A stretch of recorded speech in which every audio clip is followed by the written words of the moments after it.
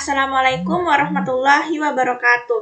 Hai semuanya, perkenalkan nama saya Anandani Saulandari dari kelas 12 IPA 2. Di sini saya akan menjelaskan materi sosiologi tentang westernisasi. Di sini saya akan menjelaskan tentang pengertian westernisasi, ciri westernisasi, faktor penyebab terjadinya westernisasi, dan contoh westernisasi. Bisa dilihat, westernisasi telah memberikan pengaruh yang semakin meluas dan cepat di seluruh dunia dalam beberapa abad terakhir. Dengan beberapa pemikiran yang menganggap westernisasi setara dengan gejala modernisasi. Tetapi yang perlu dipahami bahwa westernisasi atau pembaratan atau dikenal juga dengan istilah oksidentalisasi dalam terjadinya sejak dimulainya kolonialisme dan imperialisme di Indonesia yang terjadi sekitar abad ke-19 Masehi. Hingga sampai saat ini westernisasi sangat mempengaruhi tradisi, adat, arti keluarga, dan cinta, serta dapat hormat kepada orang lain. Alasan orang-orang meniru gaya hidup kebarat-baratan adalah karena mereka menganggap apabila mengikuti kebudayaan barat, maka mereka lebih modern. Selanjutnya yaitu pengertian westernisasi.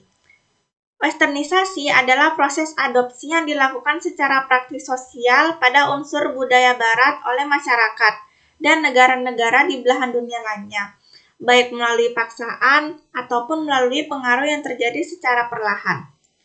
Oleh karena itulah, proses terjadinya westernisasi mulai dilakukan ketika arti masyarakat non-barat, termasuk Indonesia, berada di bawah pengaruh budaya barat di berbagai bidang seperti industri, teknologi, hukum, politik, ekonomi, gaya hidup, pola makan, pakaian, bahasa, alfabet, agama, filsafat, dan nilai. Selanjutnya yaitu pengertian westernisasi menurut para ahli. Yang pertama yaitu Sujono Sukanto, yang kedua Konjaraningrat, yang ketiga Wajewasoto, yang keempat Suharni. Menurut Sujono Sukanto, westernisasi adalah proses kehidupan yang mengedepankan pada industrialisasi dan sistem ekonomi kapitalis, sehingga kehidupan di dalamnya meniru atau sama persis dengan kehidupan masyarakat yang ada di dunia barat. Yang kedua yaitu menurut Konjaningrat, definisi westernisasi adalah peniruan gaya hidup orang barat yang dilakukan masyarakat secara berlebihan. Pergaulan, kebiasaan, proses gaya hidup, dan lain sebagainya. Sehingga hal ini mengindikasikan bahwa westernisasi tidak cocok untuk dipergunakan atau diterapkan di Indonesia, yang notabene masyarakatnya masih memegang erat kehidupan dengan budayanya. Yang ketiga yaitu menurut Wajewasoto. Menurut Wajewasoto, westernisasi adalah bentuk tindakan sosial yang dilakukan seseorang dengan membaratkan serta mengikuti segala hal yang ada di dalam kebudayaan barat. Yang keempat, yaitu menurut Suharni. Menurut Suharni, westernisasi adalah serangkaian perbuatan yang tercermin melalui pemujaan berlebihan terhadap barat, dengan cara mengadopsi secara keseluruhan pola kehidupan yang dilakukan dengan tanpa ada filter penyaringan. Selanjutnya, yaitu ciri westernisasi. Ada beberapa ciri yang melekat pada istilah westernisasi di antaranya. Yang pertama, gaya hidup mengikuti perkembangan yang ada di dunia barat. Misalnya, kehidupan mewah dan juga borong dalam berbelanja sesuatu hal. Biasanya, orang-orang yang mengikuti kebudayaan barat, dari semua kebudayaan barat itu mereka ikuti. Dari misalnya, gaya berbicaranya, gaya berpakaiannya, seperti itu. Yang kedua yaitu terjadinya hubungan sesama jenis yang hal tersebut sangatlah dilarang Indonesia. Sekarang lagi banyak yang biasanya bendera pelangi yang biasanya melambangkan LGBT. Yang ketiga terjadinya kasus atau pernikahan yang tidak sah.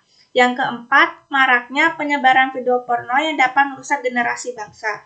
Yang kelima, menyukai kehidupan yang menggunakan minuman keras, tarian dan di bar, dan lain sebagainya.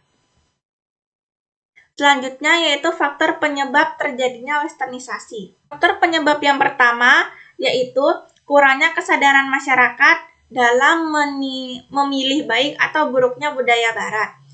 Yang kedua yaitu pengaruh perkembangan teknologi. Yang ketiga, masyarakat cenderung konsumtif terhadap produk luar negeri. Sekarang, banyak masyarakat Indonesia lebih memilih barang luar negeri daripada barang dalam negeri.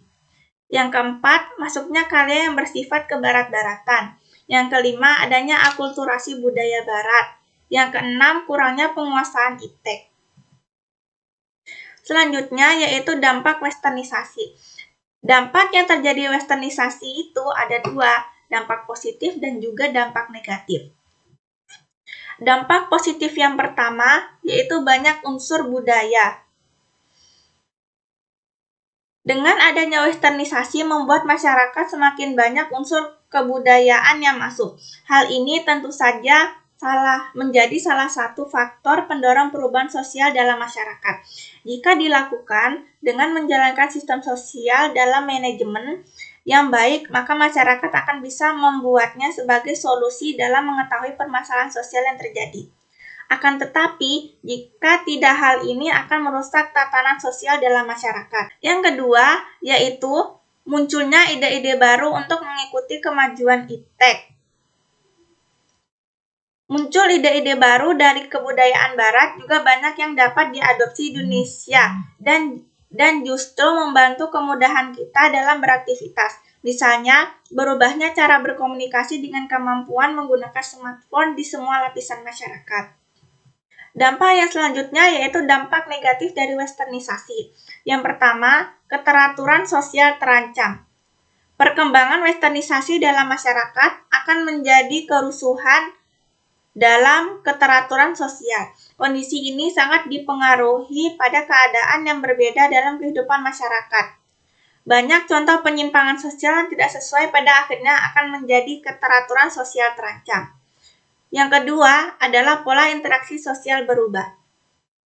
Selain dalam merusak keteraturan sosial dalam masyarakat, westernisasi juga mempercepat pola interaksi sosial yang ada. Interaksi sosial akan bergerak searah dengan perkembangan dan kemajuan akibat westernisasi.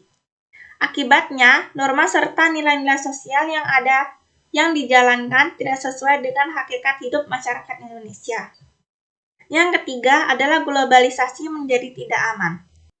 Hal ini didasari pada pengertian globalisasi itu sendiri, yang akan ada dalam kehidupan masyarakat sebagai proses ekonomi dan sosial.